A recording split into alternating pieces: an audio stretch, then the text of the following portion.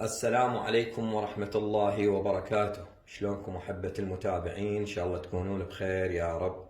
وصفتنا لهذا اليوم هي صدر الدجاج المحشي بالأعشاب، ولأول مرة على اليوتيوب بهذه الطريقة وهذه التتبيلة. طبعا هذه الوصفة 100% لأصحاب الدايت ولغير الدايت، حتى ما يزعلون علينا أصحاب الدايت جاي يطلبون من عندي وصفات للدايت. فاليوم حبيت أني حتى ما يزعلون من عندي راح أنزل لكم هاي الوصفة. طبعا هسه خلونا بداية نعرفكم على طريقة التتبيلة، مكونات التتبيلة، وبالنسبة للقياسات راح نكتبها لكم بصندوق الوصف.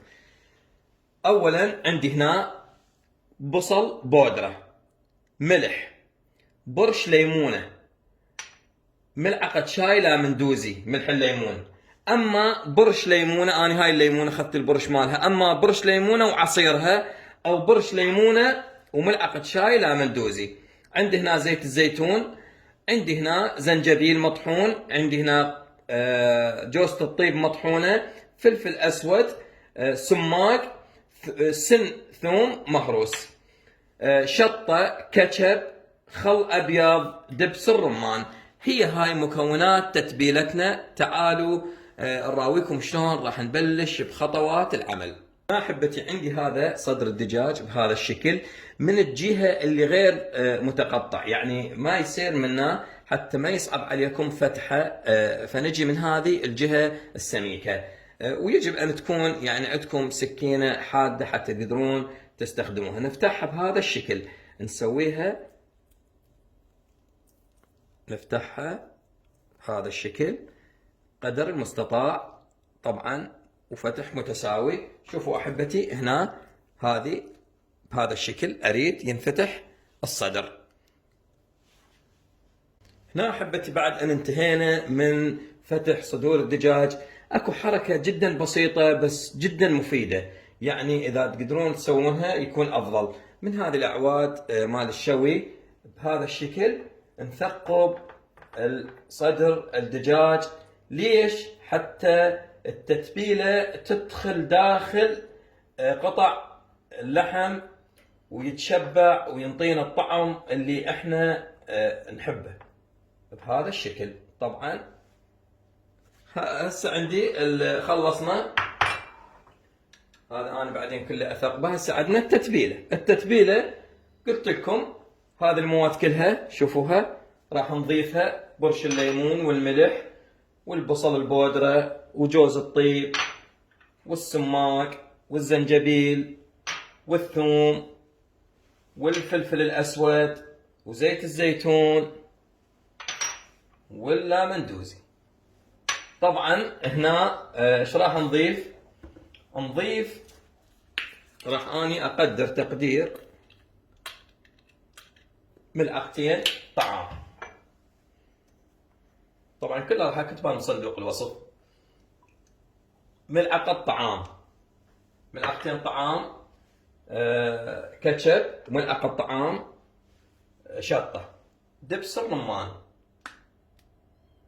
طبعا هذا دبس الرمان طبيعي، يعني جبته من اربيل، من رحلة الاربيل صفرة جبته. شوفوا هذا الاصلي. بقى عندنا اخير مكون اللي هو الخل الابيض. ما عندك خل ابيض حط خل التمر. هذا خل الابيض نضيفه. اصبحت تتبيلتنا جاهزه. نتبل صدور الدجاج، نخلطهم طبعا جيدا بهذا الشكل، وننزل بها صدور الدجاج نتبلها. طبعا اللي يحب مثلا عنده نقول وجبة غداء يريد يسويها، يتبلها من الليل، يكون جدا روعة الطعم، يعني تتشبع مضبوط. واللي ما يقدر مثلا ما عنده وقت، لا، أنا هسه الوصفة هاي غدا عندي، هسه عندي يعني دنيا الصبح الساعة ب8، راح أتبلها للساعة ب11 أو 11 ونص للغداء، راح أسويها أنا وياكم بالفرن. فهسه مثل ما شفتوا ما بقى عندنا شيء. هاي تتبيلتنا سويناها، والصدور فتحناها وثقبناها. فخلوني أكملها إن شاء الله التثقيب وأخليها بالتتبيلة وأرجع لكم. ورجعنا لكم أحبة المتابعين. مثل ما شفتوا شلون كانت مكونات التتبيلة وشلون طريقة التتبيلة وشلون فتحنا صدر الدجاج وشلون ثقبناه، يعني مراحل عمل إن شاء الله كلها سهلة وكانت واضحة. هسه خلينا اللحم بالتتبيلة وغلفناه بهذا النايلون الغذائي، وهسه راح نروح نخليه بالتبريد إلى أن يعني 3 ساعات أو 4، إذا كان ليلة كاملة يكون أفضل. فخليكم تابعين ويانا إلى أن يتبلغ اللحم بالتتبيلة ونبلش بطريقة الشوي. وهنا أحبة المتابعين راح أحشي صدور الدجاج بالبصل. هذا أحتاج بصل أخضر، بسم الله، بصل أخضر طازج، وهذا الشبنت راح أخذ من عنده إن شاء الله. رجعنا لكم أحبة المتابعين بعد أن كملت التتبيلة مال صدور الدجاج. راح نطلعها نخليها بالمصفي شوية حتى تذب المونة اللي بيها، ما أحتاج بها كثير سوائل طبعا. وهذا مثل ما شفتوا الشبنت والبصل شلون حشناه من الحديقة طازج، راح نثرمه. هذا اخذ بس الاخضر هذا اثرمه ناعم، والشبنت اثرمه ناعم، وهذه الجزرة ابرشها طبعا. وهذا مال البصل راح اخليه مع صدور الدجاج بالقالب. هذا القالب انا غلفته بسيليفون، وراح اقطع هذه البوتيتا والجزر اقراص واخليهن جوا صدور الدجاج. خليكم متابعين ويانا اجهز الشغل وارجع لكم. وهنا احبة المتابعين قطعت البوتيتا والجزر، واخذت يعني الابيض من البصل هذا رشيته بهذا الشكل طبعا، ورشه خفيفه من الملح، رشه خفيفه. هنا برشت الجزر، ثرمت الشبنت وثرمت البصل بهذا الشكل ناعم. وطبعا عندي هنا صدور الدجاج خليتهم بالمصفى مثل ما شفتوا، نشفتهن. هسه راح نضيف كل المواد هنا بهذا الشكل، نخلطهم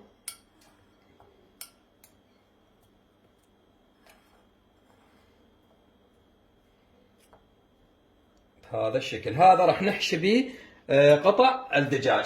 هسه طبعا هذا هم رشه خفيفه من الملح. زين، هسه ايش راح اسوي؟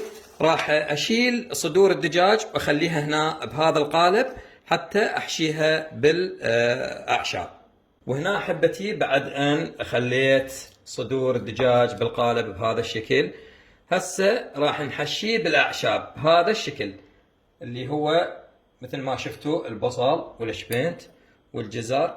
ايش قد ما تخلون ماكو اي مشكله، يعني هو جدا لذيذ، راح يطلع ينطي نكهه صدر الدجاج فشي روعه بهذا الشكل.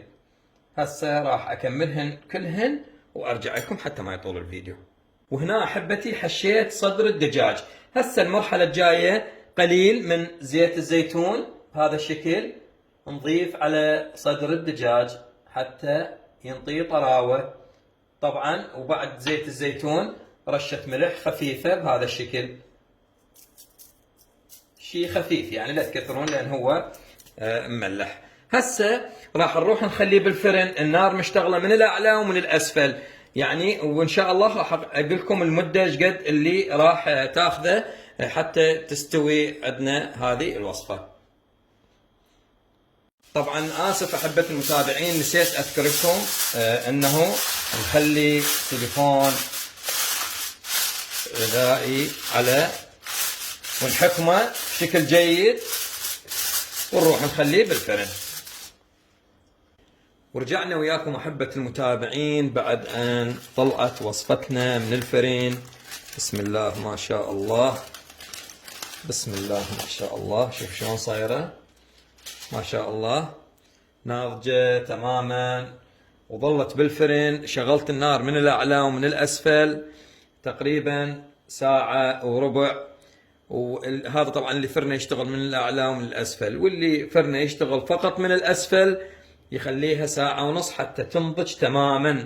هسه خلونا نكملها لكم، نقدمها بطبق التقديم ونرجع لكم. ورجعنا لكم احبة المتابعين بعد ان كمل طبقنا لهذا اليوم، ومثل ما شفتوا مراحل طريقة العمل كانت جدا سهلة، وكل شيء وضحنا لكم بالتفصيل. وإن شاء الله اللي يدخل على قناتي ويشوف هذا الفيديو أو أي فيديو ثاني بالقناة لا ينسى يشترك ويفعل الجرس، ولا تنسونا من الدعاء. أنا أخوكم عبد الله العنزي، ومع ألف سلامة.